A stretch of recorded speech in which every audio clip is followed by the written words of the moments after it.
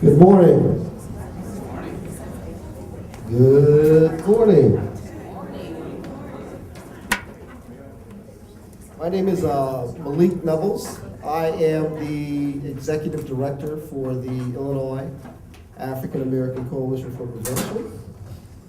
And I want to welcome you to today's quarterly meeting and panel discussion on preparing for Illinois' health insurance marketplace. Before we get started, I'm having a little technical difficulty here, give me a second. Before we get started, I want to take a moment to thank a couple of our staff members, Dawn DeBoard, our Marketing Communications Coordinator, along with Talithia Redmond, our Administrative Assistant, for helping coordinate the logistics for today's meeting. I also want to take a moment to, I believe I saw a couple of our board members. I know one in particular, Dr. Murtis Sullivan. Dr. Sullivan, could you please stand and be acknowledged? I know you're in there having a conversation, Dr. Sullivan. Yeah, Dr. Sullivan, I'm talking to you. There you go. It's one of our board members, Dr. Sullivan. Thank you for coming out and joining us, Dr. Sullivan. And I also want to thank some of our other staff members, James McCombs, who's helping people come into the room. If you are a member of the Illinois African American Coalition for Prevention, please stand. If you are a member of the Illinois African American Coalition for Prevention, please stand. If your organization is a member of the Illinois African American Coalition for Prevention, please stand. I want to thank you personally, and I'd like for all of us to join in giving them a round of applause, because with their support, we're able to do today's quarterly meeting. And we'll, during lunchtime, pitch those of you that are not currently members but should be members. Last but not least, we want to also thank Merck and Company for their support in helping us put on today's meeting. In 1966, while delivering the keynote address at the Second National Convention of the Medical Committee for Human Rights in Chicago, Dr. Martin Luther King Jr., in an effort to bring national attention to an inadequate healthcare system, noted, quote, "Of all the forms of inequality, injustice in healthcare is the most shocking and inhumane." Over the past 6 years, the Illinois African American Coalition for Prevention has dedicated itself to raising public awareness and consciousness about health disparities that are negatively affecting Illinois African American communities. One of our priorities is to reduce health disparities and improve health outcomes for children, families, and communities. As research clearly indicates and demonstrates, an important determinant of health is access to affordable health care. There are currently 1.8 million Illinoisans without insurance. 40% are African American, even though we only make up 14% of the state's population. 4% are children. Of uninsured children, 5.1% live in low-income households. 16% of our state's uninsured have incomes greater than 40% of the federal poverty level. 37% have incomes less than 138% of the federal poverty level. And the remaining 47% are somewhere in between. Unsurprisingly, 51% of our state's uninsured are between the ages of 18 and 34. On October 1st, next Tuesday, in response to the Affordable Care Act, the most significant regulatory overhaul of our nation's healthcare system since Medicaid and Medicare, Illinois will begin open enrollment for individuals and small businesses to select health coverage through the Illinois Health Insurance Marketplace, which we found out yesterday has been coined Get Covered Illinois. Because of the ACA, an estimated 486,000 Illinoisans will become insured through Get Covered Illinois. This does not include the estimated 500,000 who will be newly eligible due to the expansion of Medicaid. The Get Covered Illinois health insurance marketplace is envisioned as a destination where consumers can compare insurance options in simple, easy to understand language. According to the state, consumers will be able to compare insurance options based on price, benefits, quality, and other factors with a clear picture of premiums and cost-sharing amounts to help them choose the insurance that best fits their needs. And the premiums for Illinois health insurance plans, this is some of the good news, are projected to be 25% lower than what the federal government has estimated. At the same time, as one might expect with a major transformative undertaking like the ACA and Get Covered Illinois, there exists some anxiety on behalf of consumers, and some of it rightly so, about the health insurance marketplace. To allay some of these concerns and to get you and your community prepared to engage and Get Covered Illinois, we have gathered a panel which we believe represents a diverse cross-section of public and nonprofit sector actors who are playing a critical role in rolling out Get Covered Illinois. To my immediate right is Ms. Verlon Johnson, the Associate Regional Administrator for the Centers for Medicare and Medicaid Services, Region 5, where she is responsible for directing the regional office activities necessary to ensure the successful execution of the Medicaid and Children's Health Insurance Program, better known as CHIP, for a 6-state region within the Midwest. Verlon has been charged with leading her regional states in implementing the various Medicaid and CHIP provisions within the ACA that ensures that thousands of individuals will now have access to affordable health insurance coverage. Immediately to Ms. Johnson's right is Mr. Charles Watkins, Regional Outreach Coordinator for the Illinois Health Insurance Marketplace Office of the Governor. He is responsible for coordinating, supporting, and managing all consumer outreach, education, and enrollment initiatives and activities related to the Illinois implementation of the ACA in the Chicago South region. Mr. Watkins has worked on a number of political and issue advocacy campaigns, serving in such roles as community organizer, volunteer coordinator, field organizer, and strategy advisor. I can't think of a better person with those type of qualifications to be in that role, Mr. Watkins. To Mr. Watkins' immediate right is Clarita Santos, the Director of Community Health Initiatives for Blue Cross and Blue Shield of Illinois. Clarita joined the company in 2007, where she oversees community investments, volunteerism, and community engagement across Illinois, focused on healthcare access and health disparity issues. In 2011, Clarita was commissioned by the governor to serve on the Illinois State Health Improvement Plan Implementation Coordination Council. Clarita received, that's a lot, right? We just call it SHIP. Clarita, not the other, it's SHIP. Clarita received her master's degree in public health and health policy and administration from the University of Illinois Chicago. Go Flames. In '96, and her bachelor's degree in biology from the College of Charleston in 1992. To Clarita's right is Kendall Stagg, the Director of Planning, Research, and Development for the Chicago Department of Public Health. Kendall has more than 15 years with policy development, policy, and conducting policy research. That's a lot of policy. His previous employers include the University of Nevada, American Civil Liberties Union, the American Cancer Society, the Nevada Tobacco Prevention Coalition, the Rehabilitation Institute of Chicago, and last but not least, the Illinois Public Health Institute. Kendall holds a JD, or Juris Doctorate, from the City University of New York School of Law. And to Kendall's right is Ms. Laura Lee, Director of Faith Initiatives for the Campaign for Better Healthcare. She leads the nationally recognized Illinois Covering Kids and Families Coalition, which she's been doing for the past 8 years.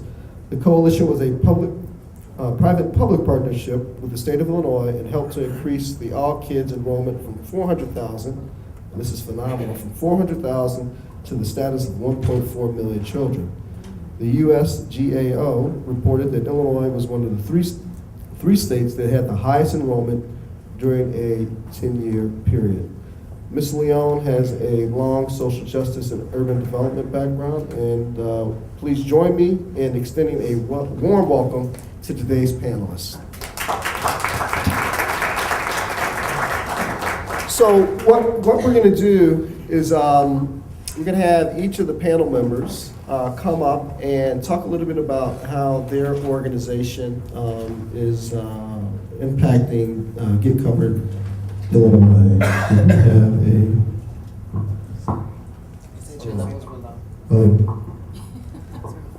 there. Can you hear me? Sound like Midnight Storm. I'm trying to get that voice. I'm trying.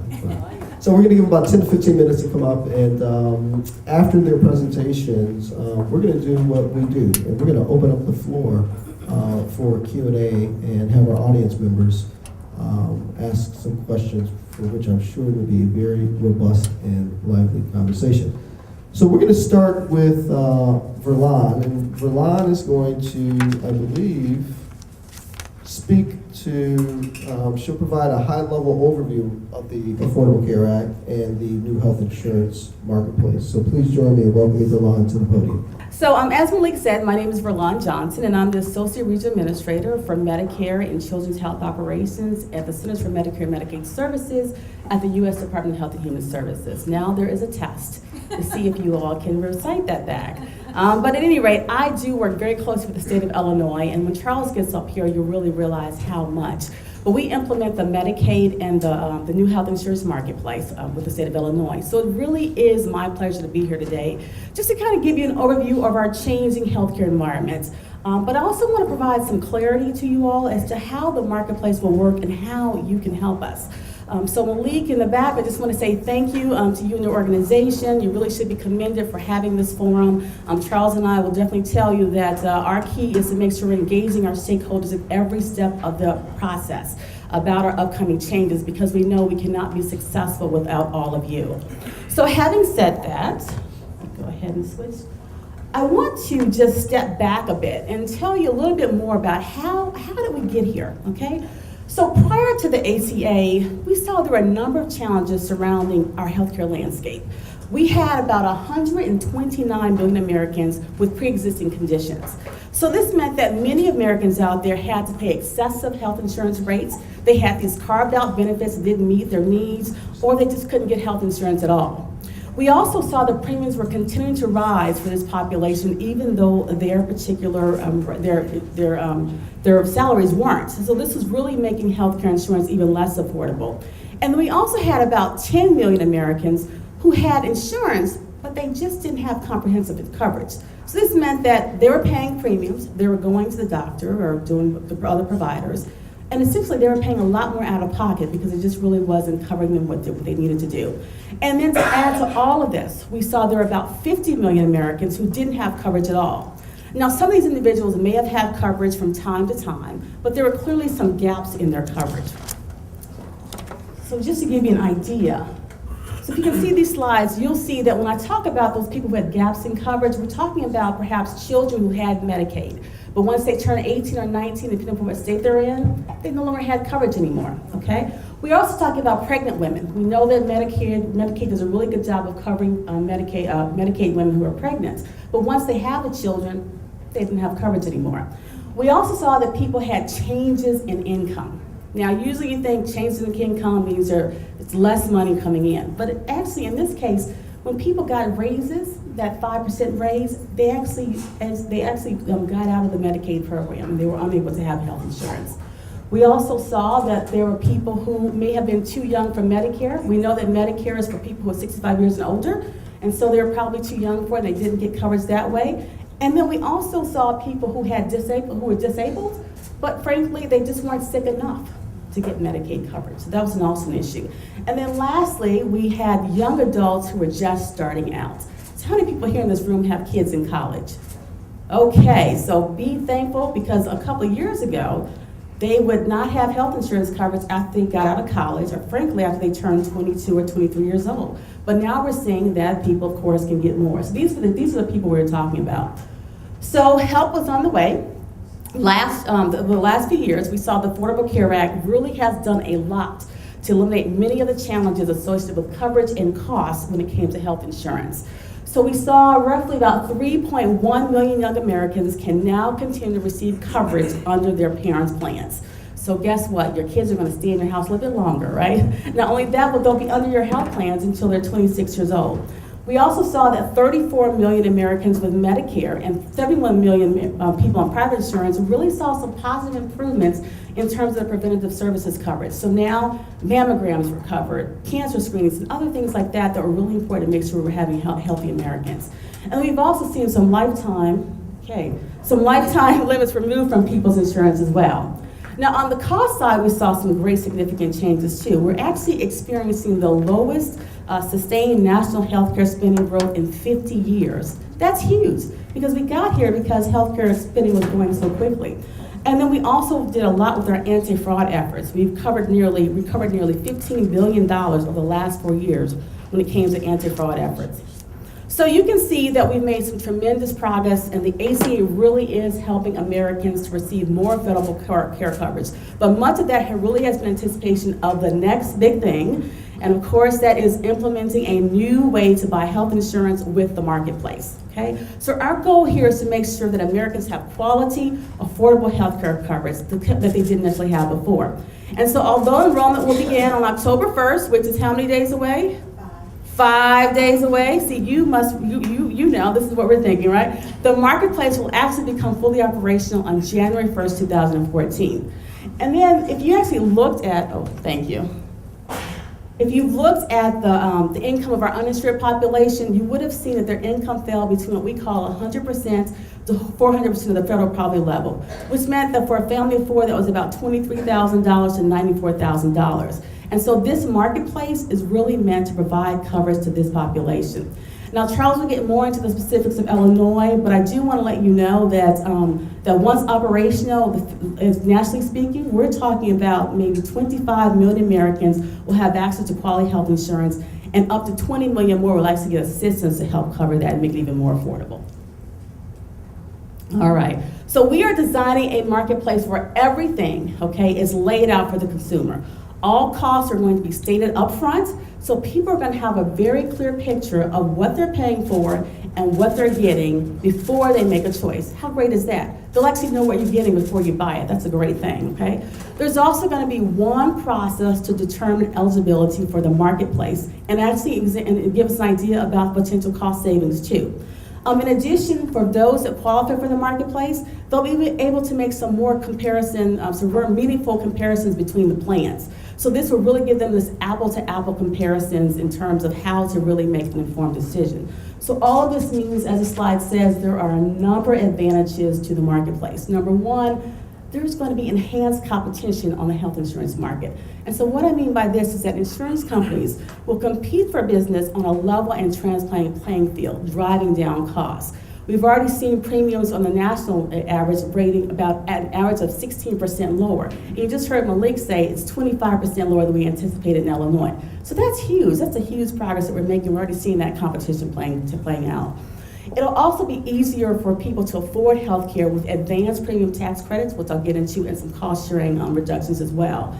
And then another key thing that we really want to make sure, I think people sometimes think that if people are able to, a lot of people are able to get this coverage, it's not that quality coverage, but I want to assure you this is quality healthcare coverage.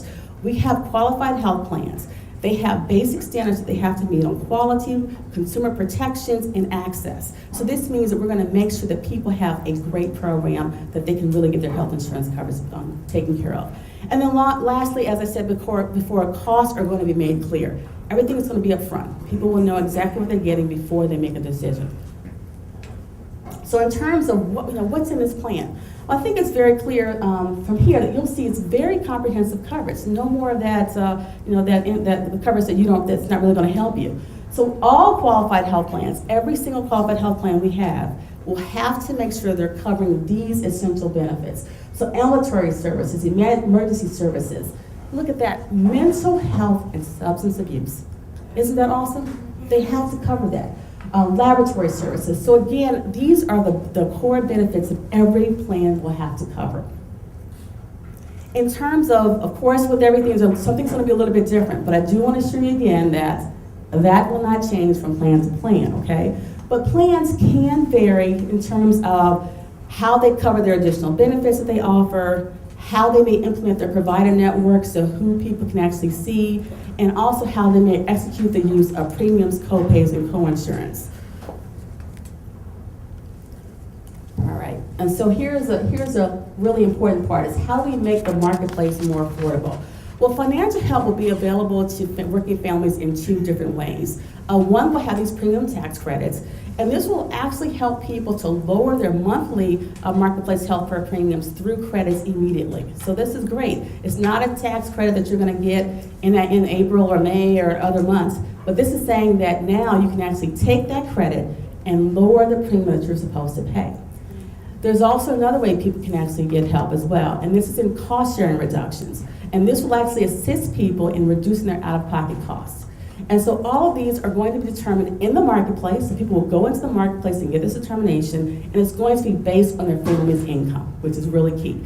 Before, we had a lot of categories. You had to, have this condition, or you had to be this person, but in this case, we're talking about it's income-based, which is really huge. Now, the other part of the marketplace really involves small business owners. I do want to cover this because some of you may be small business owners, but also you'll hear a lot about it. But if you think about it, as a small employer, people have a hard time finding and affording coverage that meets the needs of their employees. But starting in 2014, these small individuals will actually have choice and control over health insurance spending for what we're calling the Small Business Health Operations Program, SHOP. I love that acronym, SHOP. Okay? SHOP allows employers to do a couple of things. One, allows them to choose the level of coverage they offer. It'll define how much they'll have to contribute toward this employer's coverage. They'll have exclusive access to a small business tax credit, which is also very great, of course. And they'll also benefit from some new protections too that will help them get real value for their employees. Now, to qualify, there are some qualifications. One is that they'll have to be a small employer who has a little fewer than 100 employees, or in some states 50. And then also they'll have to actually have their offices in the service area of which they want to receive that. So that would be great. And then the other last thing is it's also for employers who have all their full-time employers. Now, you may have heard some information on the news or the web or wherever that the administration has actually delayed the employer mandate. However, this does not impact the individual marketplace or the small business marketplaces.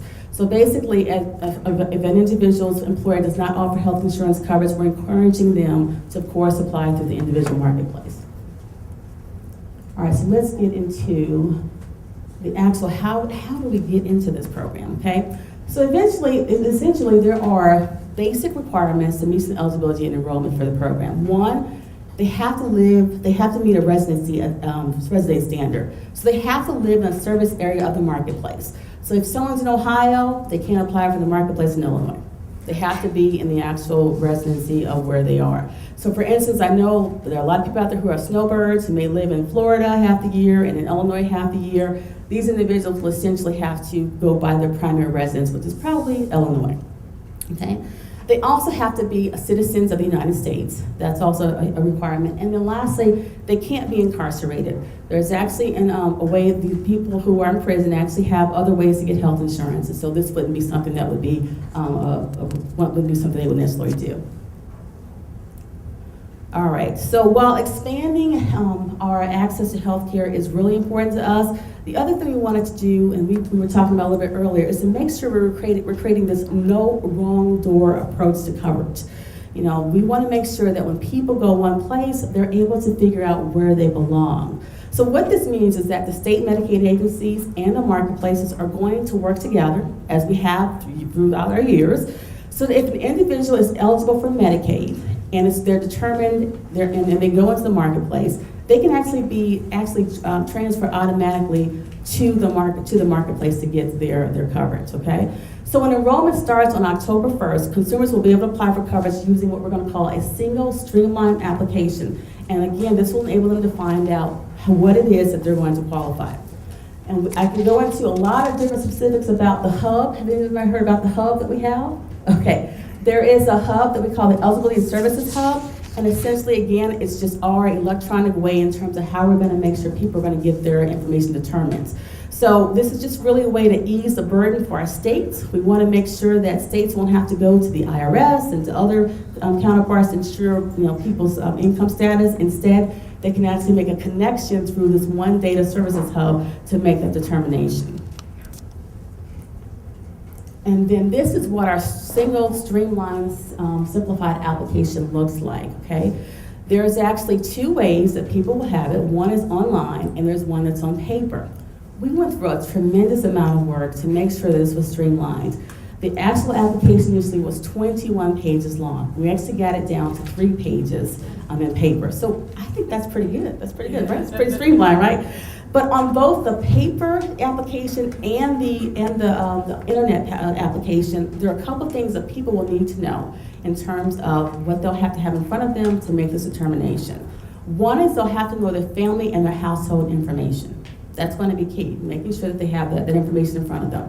They'll also want to make sure they have personal information such as social security numbers, and then also let us know if there's special circumstances. For instance, if they're Native American. Native Americans will have different ways of cost sharing if they are.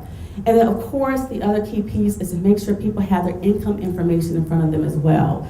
This will help them to determine again if they're eligible for any of the programs.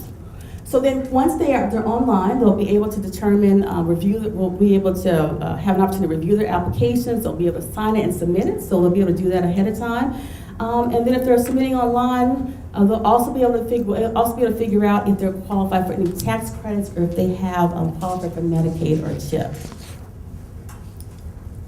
So let's do a real world application of this. So right here we have Ben, we have Alice and James, okay? And let's say they all sat down at the computer at their homes or in the library, because our librarians are going to be helping us a lot with this. And they all filled out the very same application online. Ben applied. He found out that he was eligible for the marketplace, and so he bought insurance from the marketplace. So Ben's happy. See, he's very happy. He's got healthcare coverage. And then Alice, at her home, went ahead and applied. And when she applied, entered all her information, so again, her personal information, her family information, all of that, it was determined that she was going to get Medicaid coverage for herself and her daughter. Again, she filled out the same application as Ben, all right? And then James applied. He bought the insurance from the marketplace, similar to Ben. But what happened here is that James actually qualified for the new tax credit, so his premiums were actually going to be lower. So you see how that worked? One application, 3 different results. And that was our goal, and we want to make sure that people understand that's how it's going to work. So of course, I started off the presentation about making sure that we are working together and we're working with our partners, and we want to make sure we're educating our stakeholders. But we also want to make sure that once people are educated, they know about this great program, how they're going to apply for it, right? And so we want to make sure that people have a variety of different avenues. We have a toll-free number that people can call. I'll talk about in a second. A website. But we also have what we're calling assisters to help with the program too. And actually, I believe Charles is going to get a little bit more into who those people are in Illinois. But essentially, we're not going to let people just kind of go out on their own. If they need help, we're here. But again, the website is available on all of that. And this is the National Marketplace Toll-free number that you can check out. And you'll see that we actually brought that up in June of this year. And so right now, what people are able to do is just to get basic information about the program. And of course, eventually, which is just 5 days away, they'll be actually able to apply that way as well. Online. Real life. Right. Exactly. And then this is the healthcare.gov, and this is what Charles was talking about. This here is our website where people will there's actually our portal. People will actually be able to apply again for their coverage as well. Okay, and we've actually been increasing functionality over the summer. Previously, people were able to sign up and get their login information now. But again, in 5 short days, they'll be able to apply online for the program. And we really feel like we did a lot of research on this to figure out what field people want for this. And so we really think that this is pretty user-friendly. We're hoping that people will find the website very helpful. And then for all of you too, we want to make sure that you have a website. This is the marketplace.cms.gov website.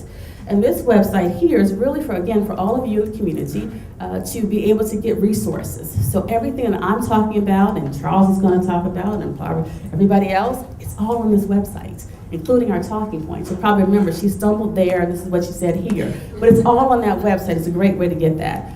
You can also get PSAs as well. And another way you can help us out is through the Champions for Coverage. Do we have any Champions for Coverage in the room? All right, great, thank you. I planted her. She said, what is that? So, Champions for Coverage are organizations just like yours who really want to help us to get the word out, to support us through our outreach efforts and enrollment in the health insurance marketplace plans. And essentially, you are one? Great. So essentially, what we're asking people to do, you can go to that previous website, marketplace.cms.gov. There's a link there about information about what the Champions of Coverage, what they do. But essentially just a way for you to say you're supporting us. You're either sending out emails to your constituents, you're posting our information on your websites, you're perhaps hosting a conference call or or anything else that might be out there just to kind of help us to make sure that people know this is an option for their healthcare coverage. And it's fairly easy to be a member. Just have to say that you're an organization and you're a real organization. And give your name and I think the city you're in, and then you are a champion of coverage.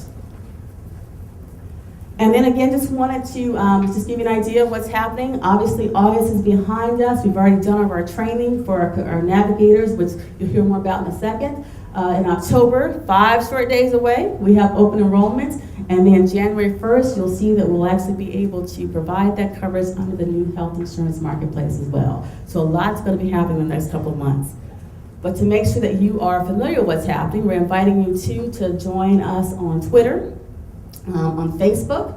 We have a YouTube section as well that talks more about this. We have a health insurance blog, and you can also sign up for email and text updates too to let you know what's happening as we move forward. So I know that was a lot. Charles and I were talking earlier that we're supposed to talk in 10 minutes about, what was it, 1,800-page document with the Affordable Care Act. So hopefully you got this, but we're hoping too that you'll have a lot of questions that we can answer for you all. So thank you so much. Thank you very much. Can everyone hear me? Yeah. And you can probably see me as well. It's an exciting time to be doing what I do. I'm a regional outreach coordinator. Until yesterday, I was the regional outreach coordinator for the Illinois Health Insurance Marketplace. That all changed with our rebranding. And so I am the regional outreach coordinator, or regional outreach coordinator for Get Covered Illinois, the official health marketplace. We're excited about that. It's not just a name, it's not just a logo. Hopefully many of you have seen it.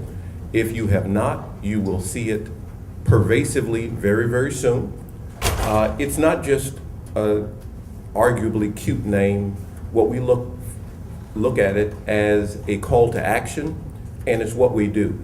We want everyone to be engaged. You'll hear me speak a lot about partnerships, coalitions, and collaborations. You've heard many of the numbers, you've read many of the numbers. My region happens to be Chicago South. The borders are the Chicago border on the southern border of Chicago on the south, the lake on the east, for the most part, Cicero on the west, and the South Loop. There are approximately 116,000 adults that are currently uninsured in my region. That doesn't count those that are uninsured or those that have unaffordable insurance. That's all going to change on October 1st, beginning on October 1st. We look at that as the start to a marathon, not a sprint, but a marathon. We've got 6 months to really, really impact Illinoisans. I don't know if I pronounced that correctly. It's always Illinoisans. We're gonna make a big impact in that. How are we going to do it? We've divided the state into 10 regions for our purposes. I am one of 10. I'm the tallest. Statistically, that would not be difficult to do, but I am the tallest. But what we've done is we've taken into account cultural sensitivities, the amount of the numbers of uninsured in a particular geographic area, and we're getting at it. Illinois is very, very fortunate in many regards regarding the ACA. One of my jobs and what I spend a lot of my time doing is engaging, interacting, briefing elected officials. And I've been fortunate that every elected official at every level, from the congressional delegations that I work with down to the township supervisors, the town clerks, are supportive and they're on board. Even those that happen to not philosophically be inclined to support the Affordable Care Act are not digging their heels in and kicking and screaming and being active obstructionists. Illinois is fortunate in that. The news media, there are many states that are not fortunate in that regard. We have wonderful partners at both the state level in many of the agencies that we're collaborating with, and of course with the federal government.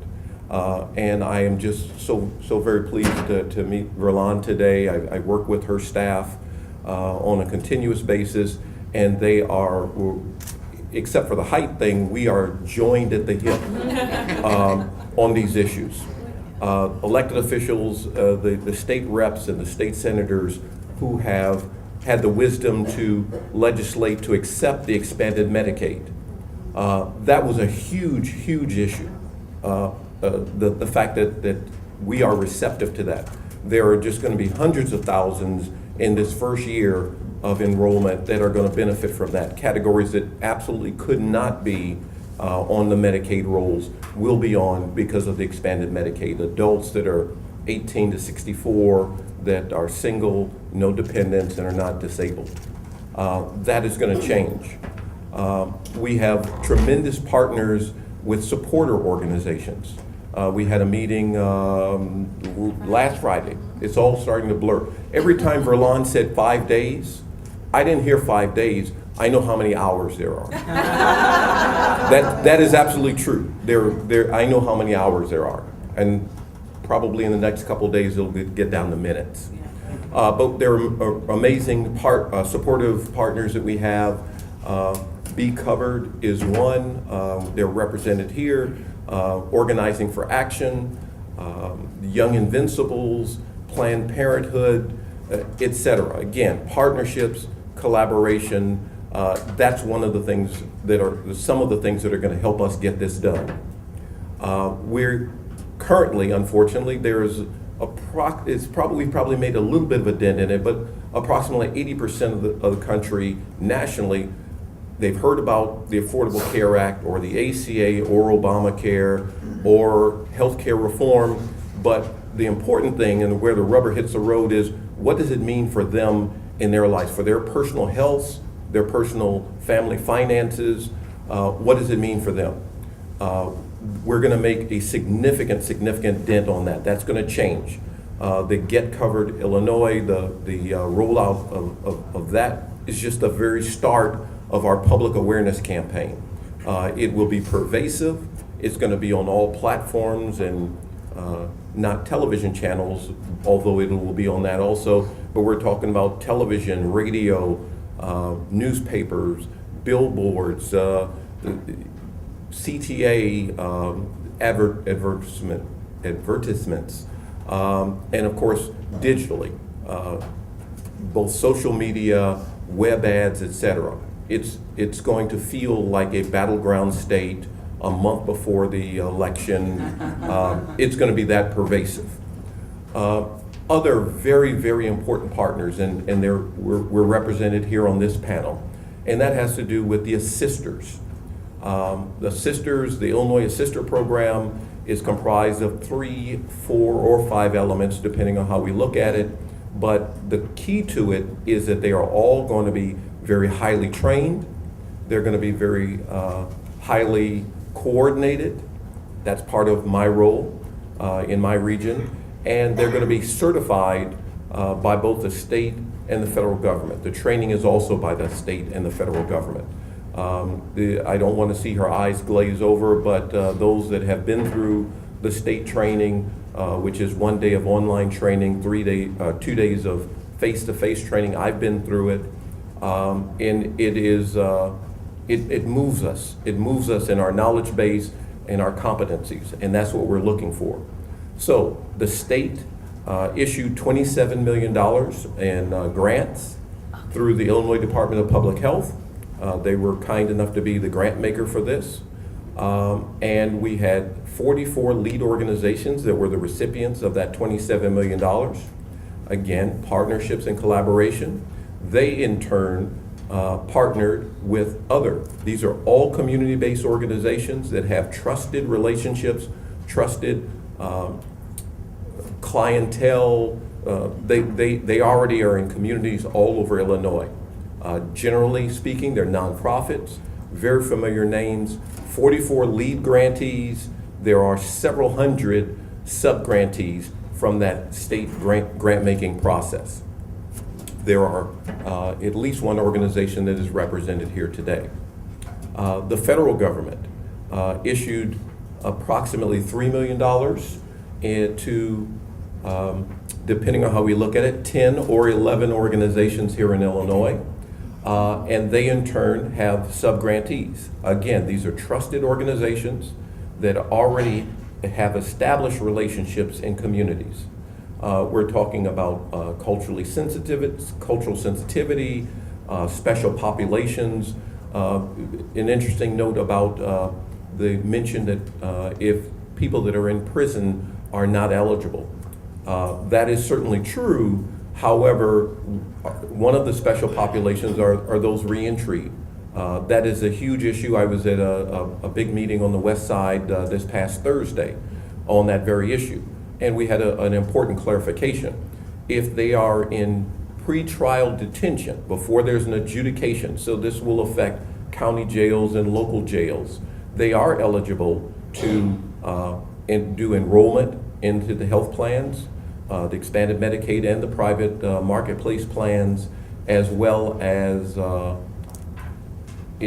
certainly as they're being released. But even when they are incarcerated in pretrial, before there is an adjudication of their case, a guilty adjudication. And so that is something that is huge because of our engagement with them, and there are several sister organizations that have specialized in working with reentry populations and helping them reintegrate into society and get back on their feet. The sister organizations are going to be huge. So that takes care of the state-funded organizations, 44, several hundred sub-grantees. We have 10 or 11 lead from the federal grant program, and they have a number of sub-grantees. And then we have what are called Certified Application Counselors, CACs. That is not grant funded. However, they are organizations that have a real vested interest in supporting the Affordable Care Act. Hospitals, federally qualified health centers, other organizations that have applied for CAC status. We're just really shaking things clear on who those organizations are and engaging them in the geographies in which they will be providing services. But clearly, particularly for hospitals and for medical clinics, there's a real vested interest in them engaging their patient base and minimizing the amount of uncompensated care, and as importantly, the number of uninsured. We have a big lift. October 1st is days and hours away. We will be making that impact, and many of the people here in this room, or all the people in this room, will be partnering and collaborating with us in your respective ways. Agents and brokers. There was a lot of concern from the insurance agent and broker community initially. There's still some apprehensiveness, but we are engaging with them. It's a positive dialogue. They're a very, very important part of this. There are agents and brokers that choose to go through a training regimen and a certification process that they will be marketplace certified and qualified to go in and do the enrollment on behalf of consumers, both the small businesses as well as individuals. They are the only entity in the state that is legally, in the country, that are legally able to make recommendations. The assisters, they will provide education, they do outreach, they will enroll, they will let people know what the options, the benefits, the pros and cons, but they cannot recommend either the insurer, insurance companies, nor a particular insurance plan.